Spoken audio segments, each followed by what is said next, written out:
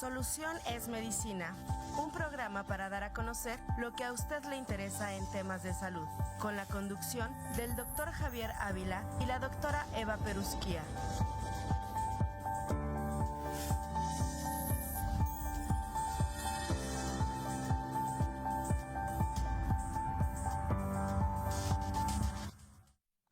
Muy buenos días, distinguido teleauditorio. Bienvenidos sean a su programa Soluciones Medicina. Les saluda su servidor, doctor Javier Ávila Morales. Les damos la más cordial bienvenida y les recordamos que estamos en vivo desde Radio Universidad 89.5 FM y vía internet por tv.uacu.mx. Como todas las mañanas de jueves, es un gusto y un placer compartir con ustedes este espacio en el cual abordamos temas afines al área de la salud. Esta mañana agradezco mucho a nuestro invitado, el doctor Roberto Orozco Vázquez, el cual es egresado de la Facultad de Medicina de nuestra Universidad Autónoma de Querétaro.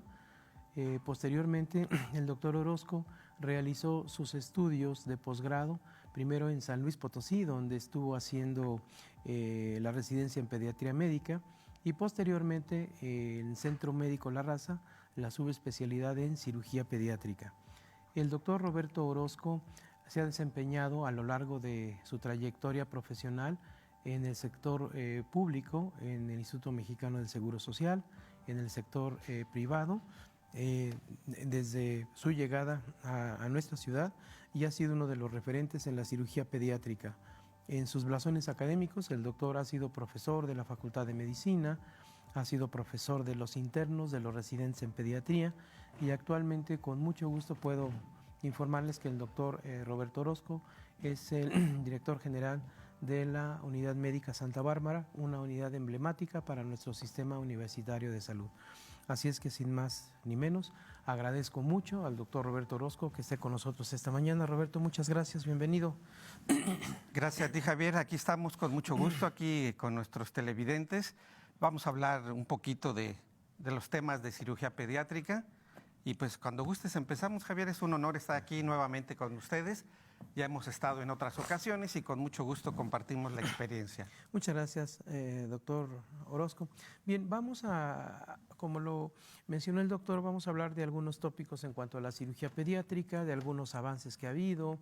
¿Y qué le parece, doctor, si empezamos, mi querido Roberto, con un tema que es común y que tiene muchos, digamos, asegúnes, algunos mitos, etcétera, como es la circuncisión?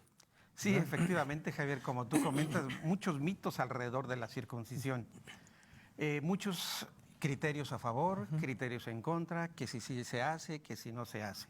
Incluso, pues, esta cirugía de la circuncisión es muy ancestral, ¿no? Desde los antiguos sumerios, los antiguos hebreos se realiza la circuncisión.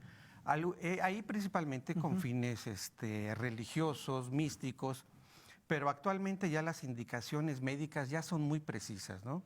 Ya la tendencia ahora es no abusar de la cirugía, porque cualquier pretexto era bueno para realizar la cirugía, la circuncisión. Empecemos por qué quiere decir circuncisión. Sí, ¿en qué consiste? ¿Qué es? La circuncisión quiere decir cortar alrededor de, y esto es cortar la piel alrededor del pene para que quede descubierto el glande. Eso es, en términos, la circuncisión. Se realiza, bueno, se puede realizar desde recién nacido hasta los 99 años, no hay ningún problema, ¿no? Ahora hay varios criterios. Para el recién nacido es una técnica relativamente sencilla, pero pues no deja de ser una cirugía. Como toda cirugía tiene sus riesgos, tiene sus pros, tiene sus contras. La cirugía, la circuncisión se recomienda de recién nacido no más de allá de un mes de haber nacido el bebé. Ya después lo que se recomienda pues ya es la cirugía formal, en quirófano, bajo anestesia, etcétera, etcétera. La circuncisión de recién nacido puede ser con anestesia local. Y pues la realizamos generalmente en el cunero. Entonces, aquí donde ya entra el criterio de los papás. A veces son pocas las indicaciones médicas como tal. La principal es la fimosis. La fimosis quiere decir que está cerrada la piel. el prepucio, la cubierta que cubre al pene. Ahora, hay una fimosis fisiológica y una fimosis patológica. La fimosis fisiológica es todos los recién nacidos nacen con esta piel cerrada. A medida que va creciendo, se va desarrollando el bebé, se va abriendo esa piel y va descubriendo al pene. Entonces, una indicación como tal que el recién nacido es que no se le retrae la piel. Eso es normal, entonces no es una indicación de cirugía. Sin embargo, por cuestiones familiares, por ejemplo, es que el abuelito la tiene, el papá la tiene y pues queremos que el niño también la tenga. Pero eso es a solicitud de los papás, no es que realmente el bebé la necesite. Pero en ese sentido, disculpa que te interrumpa, Roberto, me dices que todos los recién nacidos tienen esa situación fisiológica inicial. ¿Hasta qué momento podemos decir que es lo fisiológico y hasta qué momento ya decimos sí, se va a requerir? No hay una edad exacta, no hay una edad determinada. Lo que sí se ha visto que alrededor de los 5 o 6 años ese prepucio ya debe retraerse fácilmente para poder permitir la higiene. Entonces más o menos alrededor de los 5 años tenemos. Si ya después de los 5 años ya no es posible retraer, está tan cerrada esa piel, ya es una indicación de la circuncisión. Ahora, hay unas condiciones, se ha visto que hay una condición alérgica, se llama fimosis gerótica. Por alguna situación de tipo alérgico, esa piel se engruesa, se cierra y no permite la retracción del pene, de la piel, perdón. Entonces, esa es otra indicación, porque hay bebés que se les sube y baja muy bien y llegan a cierta edad, que es más o menos alrededor de los 8 años, y de repente pues, ya deja de retraerse esa piel y está muy fibrosa. Entonces, esa es otra indicación ya de la circuncisión, pero en promedio alrededor de los 5 años. Perfecto, estaríamos hablando de esa condición fisiológica que tú mencionas, que damos un espacio, como lo mencionas, de unos 5 años, que hay ciertas circunstancias que en un momento dado pueden apresurar la toma de la decisión, ¿verdad? Así es. Ahora, hablemos de la cuestión fisiológica, ya la has mencionado, pero hablemos ahora de qué otras circunstancias son indicaciones, aparte de las que mencionaste, que dices, bueno, tenemos que ir a sí, hacer la circuncisión. una de ellas, Javier, es la infección de vías urinarias de repetición, principalmente. En ocasiones también el pene tiene una secreción, el famoso esmegma. Esa secreción se llega a contaminar. A veces hay infección de vías urinarias, hay salida de bacterias en la orina y como ese prepucio no se retrae, queda adentro secreción, queda pipí, que se contamina con esa esmegma y hay una infección, la que se llama la balanopostitis. Son situaciones que se inflama demasiado la piel del prepucio, se pone roja, caliente, causa dolor, causa fiebre y esa balanopostitis de repetición es otra de las indicaciones para la circuncisión. Muy bien, entonces estos factores como la infección repetitiva urinaria puede ser un factor determinante. Aparte de causas de origen infeccioso, algunas otras que se consideren, Roberto, de origen mecánico, no sé, algo más que tú consideres en tu experiencia que indique la circuncisión. Sí, la que les había comentado, la de tipo alérgico, ¿no? La gerótica, esa es la otra.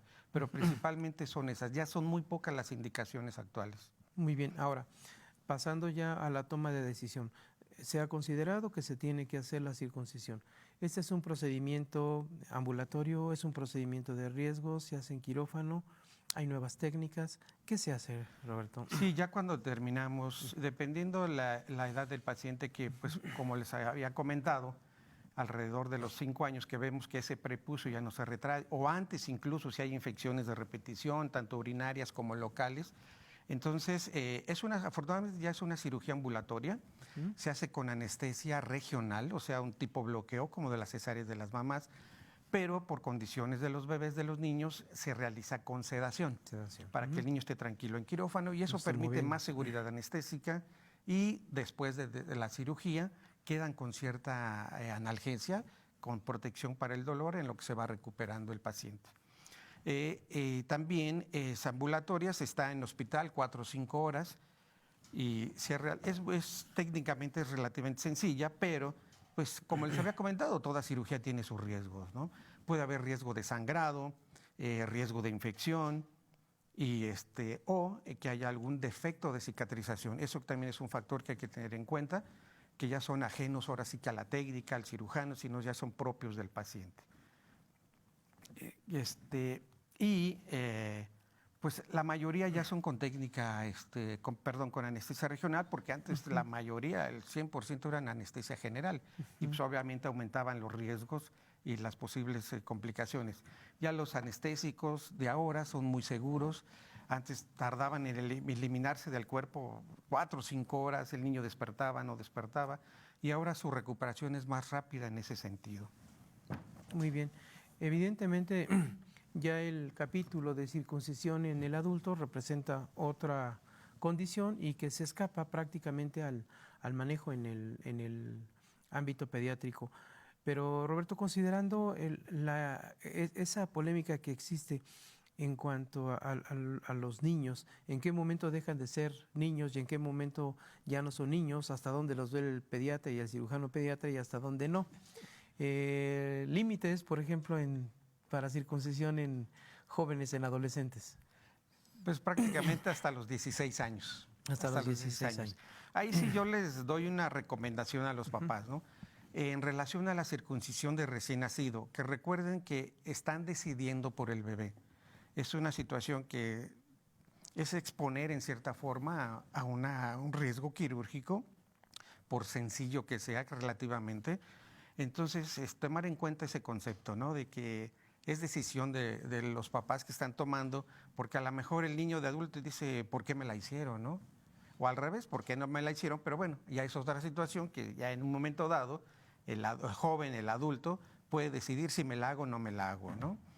Y ya cuando es la indicación, pues ahí ya no hay de otra, ¿no? Se te tuvo que hacer. Por eso dicen, ¿en qué momento se puede hacer? Pues desde recién nacidos hasta los 99 años, siempre y cuando haya indicaciones, ¿no? Muy bien. Le recuerdo a nuestro distinguido teleauditorio que esta mañana está con nosotros el doctor Roberto Orozco Vázquez, cirujano pediatra, director de la Unidad Médica Santa Bárbara del Sistema Universitario de Salud, y estamos hablando de tópicos de cirugía pediátrica y hemos iniciado con lo que es la circuncisión. Roberto, digamos, en este ámbito, la circuncisión es una de las patologías más frecuentes en cirugía pediátrica, pero, por ejemplo, otra entidad que tú nos quieras comentar a nuestra audiencia, que es común en el ámbito de la cirugía pediátrica, otra entidad que por su frecuencia también represente pues una patología común, que represente también una de las causas más frecuentes en cirugía, y yo creo que puede ser también algo que tiene que ver con tubo digestivo, ¿no? Con lo que es la hipertrofia del píloro. El píloro, sí. ¿Qué nos comentas? Esta es una entidad pues poco frecuente, afortunadamente. El píloro es la unión prácticamente entre el estómago y el intestino delgado. Por alguna causa desconocida, este píloro se engrosa y a la medida que está engrosando va cerrando. Entonces dificulta el vaciamiento del estómago. Y esta característica es que va siendo poco a poco. Entonces el bebé empieza a vomitar alrededor de las 3 semanas y a partir de ahí va incrementándose los vómitos en frecuencia y en volumen. Y aquí la diferencia, la línea está en la comparación con el reflujo gastroesofágico. Y un dato es que el reflujo gastroesofágico es prácticamente desde el nacimiento, a comparación de la hipertrofia de píloro, que empiezan a vomitar después del nacimiento, alrededor de las 3 semanas. Pero ahora, actualmente ya un apoyo diagnóstico que tenemos es el ultrasonido. Entonces, con una técnica sencilla, un método no invasivo de diagnóstico, nos permite hacer el diagnóstico oportuno y evitar problemas, porque son pacientes que tienen vomitando 2 meses, 3 meses, y van perdiendo peso, van a adelgazamiento, y puede haber compromisos importantes metabólicos por tanto vómito, por tanto pérdida de electrolitos. Entonces, si no se operan a tiempo, puede haber complicaciones importantes. Entonces, el ultrasonido nos permite hacer el diagnóstico oportunamente y el tratamiento es quirúrgico. Hay que darle luz, abrir ese píloro para que pueda pasar el alimento. Esa es otra de las entidades más frecuentes que se ve alrededor del mes, 2 meses de edad. Y que ameritan una correcta evaluación clínica y la resolución a través de la cirugía. Así ¿verdad? es, correcto. Muy bien. Existe otra entidad también, me parece que en el ámbito de la cirugía pediátrica, que se toca con frecuencia y que también tiene que ver, por ejemplo, con el descenso o no del testículo. Así es, ¿no? sí, es otra entidad. Eso sí es relativamente frecuente, ¿no? Pues sabemos siempre o nos comentan, ¿no? Pues que al bebé de fulanito que sí le bajaron, que no le bajaron, que sí llegaron. Esta es una entidad de origen congénito. El desarrollo del testículo es intraabdominal en el feto y a medida que va creciendo el feto, el testículo va bajando hacia la bolsita escrotal. A medida de que ya en el momento del nacimiento, el testículo debe estar en el escroto. Por causas hormonales, mecánicas, anatómicas, no llega a descender el testículo. Entonces, pues inmediatamente todos los médicos pediatras son duchos en esto, identifican luego y estar al pendiente. Antes generalmente se daba tiempo de 1 año. 1 año. Si al año de edad no bajaba el testículo, era indicación de ir por ese testículo, descenderlo. Para evitar complicaciones. Ahora este margen se ha reducido a los 6 meses. Si a los 6 meses no ha bajado, ya hay que intervenir, hay que bajarlo. Y esto porque el testículo maneja diferente temperatura que el cuerpo. Entonces, esa diferente temperatura, al estar más caliente, lo predispone a poco desarrollo, poco efecto, a medida que el testículo, pues en términos llanos, se va reabsorbiendo, entonces deja de funcionar. Entonces hay que salvar ese testículo, hay que evitar esa pérdida y esto es la cirugía que es la orquidopexia. Igual es una cirugía ambulatoria, se opera en la mañana y en la tarde al mediodía se puede ir sin problema. Muy bien. En este tema, Roberto, hay muchas controversias también y que han ido evolucionando, como lo mencionas, el tiempo de espera para que se reduzca. Yo recuerdo que incluso en algunos tiempos ya pasados había hasta manejo hormonal para esta entidad, ¿no? Sí, sí, sí. Bueno, aquí hay 2 situaciones. Una es el testículo criptorquídico verdadero, que ese de todas, cirugía, no hay pierde. No hay de otra. Y la otra, la variante, es el testículo retráctil. Esta es una variante normal. Entonces, hay bebés que está más tiempo arriba el testículo que abajo, pero con la exploración manual se logra bajar a la bolsita. Lo sueltas y ahí se queda. Porque al testículo retráctil, criptorquídico, difícilmente lo podemos bajar. Y medio lo bajamos, lo soltamos y regresa inmediatamente a donde está atorado. Criptorquidia quiere decir testículo atorado allá arriba, ¿no? Y el testículo retráctil, ese es una variante normal, es lo que diferencia. Ese no urge la cirugía, porque lo que se ha visto que alrededor de la adolescencia, ya cuando el testículo crece, pesa más, está más grande, termina de bajar solito. Y en algunas ocasiones es donde se malinterpreta, se malentiende, que dan tratamiento hormonal para un retráctil. Y pues obviamente incrementa de volumen, incrementa de peso por cuestiones hormonales y desciende el testículo. En ocasiones lo llegamos a usar como una prueba terapéutica. Ver cuando estamos en la duda, qué tan alto está ese testículo, qué tanto es retráctil o no, damos tratamiento hormonal, si baja, no hay ningún problema, es hormonal, solito va a terminar de bajar en la adolescencia y no requiere tratamiento quirúrgico. Muy bien. Es de los pocos casos que se utiliza el tratamiento hormonal, pero a un testículo criptorquídico no va a responder al tratamiento hormonal. El tratamiento definitivo es la cirugía. Es la cirugía. Ahora, Roberto, no sé si fueras tan amable en explicarles a nuestra audiencia por qué es necesario bajar el testículo. Pues en los estudios se ha visto que si ese testículo no lo descendemos, uno, se atrofia, se reduce de volumen.